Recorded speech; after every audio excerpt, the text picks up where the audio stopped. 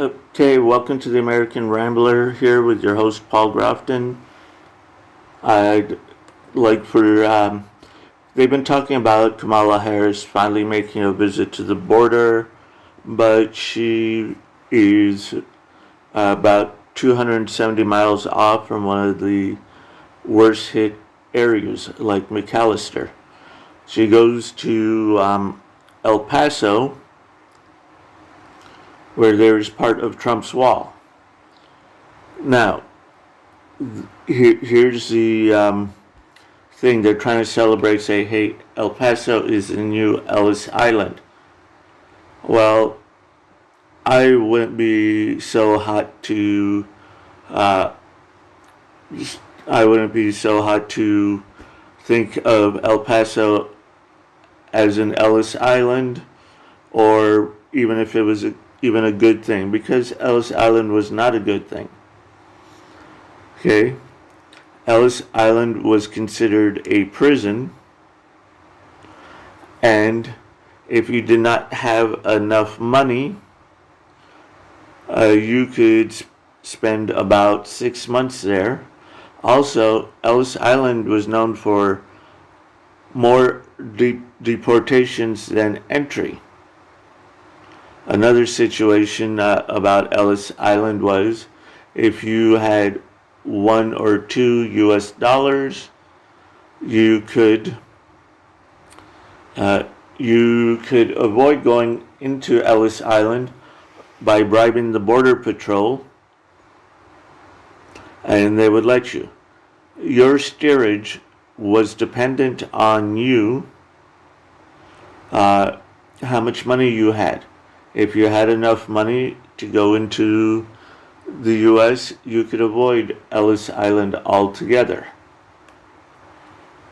Okay, Ellis Island was also known for being a place where prior to that they would hang pirates in the early 1800s. Now, the first people to arrive at Ellis Island were 3 unaccompanied minors. Okay, the first new arrivals on New Year's Day, 1892, when the steamship Nevada arrived with about 124 passengers from Europe. The first immigrants to set foot on the island was Annie Moore, a teenager from County Cork, Ireland, who had crossed the Atlantic with her 11 and 7-year-old brothers en route to a family in New York. And the Catholic chaplain was there to meet them. So the island was in first place immigrants landed when they arrived in New York. So here, the way station, while Ellis Island was the official entry point for immigrants to the United States, it wasn't the first piece of American soil they encountered. So the waters were too shallow for the transatlantic ships to navigate, so they docked and unloaded the passengers in Manhattan. But during this detour, American citizens and first and second class passengers were allowed to enter the country only after a brief inspection. Oh, how nice. The Democrats who like to think of themselves as the saviors of the poor now are thinking of themselves as, well, if you have enough money, you can come in here. The stopover was occasionally clouded by corruption. Okay, that's what I was talking about earlier. Okay, crooked immigration officials were known to take $1 or $2 bribes in exchange for letting immigrants get off in Manhattan without first going through inspections at Ellis Island. Now here is where subjects to physical and mental exams to ensure.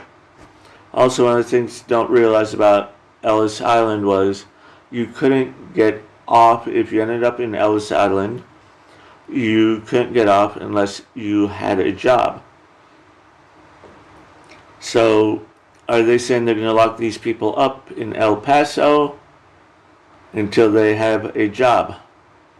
I doubt that. So upon arrival, Ellis Islanders were ushered into a room called the Great Hall and paraded before a series of medical officers for physical inspections. My God, I hope there wasn't a Italian doctor that begins with the name F working there, or maybe one of his ancestors. Man, how many of them would have been, well, so here, most were allowed to pass by a matter of seconds, but those whom the doctor seemed physically or mentally deficient were marked with chalk and taken for additional screening. Questionable candidates were forced to submit to more detailed questioning and medical exams, and any signs of contagious disease, poor physique, or feeble-mindedness. Does that remind me of somebody with the initials JB? I could see an immigrant denied admittance on the grounds that they were likely to become wards of the state. Oh, what a novel idea. Okay.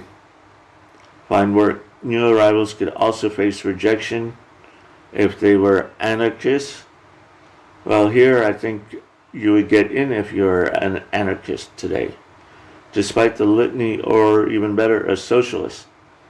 Despite the litany of guidelines for new immigrants, the number of people denied entry at Ellis Island was quite low.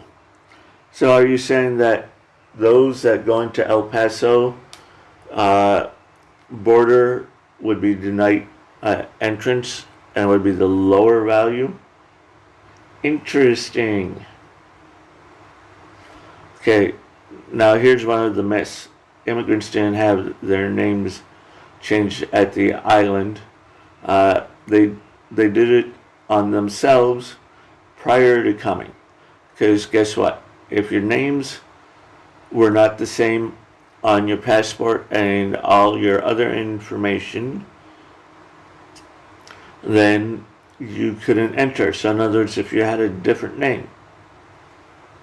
Okay, a nullable exception to name changing policy came when a traveler named Frank Woodhull admitted that he had been born a woman named Mary Johnson and had spent the previous 15 years living as a man. After briefly detaining Woodhull, officials allowed him to enter the country, but not before changing his name back to Mary Johnson. Okay. LaGuardia. This is one that's a little interesting fact. Mayor Fuhrer LaGuardia, Italian mayor, 3 times elected in a row, worked as a translator because he was fluent in 3 other languages: Italian, Croatian, and Yiddish. Now here, one of their own saviors again. It was used as a detention facility during World War I and World War II.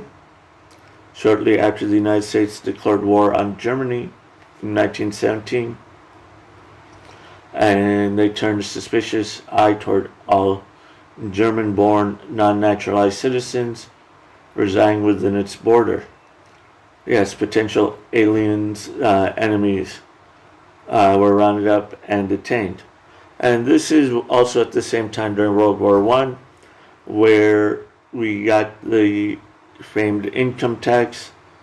Now, because also at the same time, 40% of the U.S. revenue came from beer tax. But when they tried to do prohibition, they were going to lose that revenue. So they had to come up with a new tax system, which was income. But when prohibition was canceled, we have also canceled the income tax. No, our government loves money.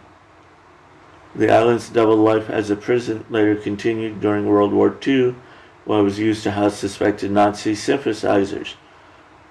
Now we elect them to Congress and to the presidency. Okay?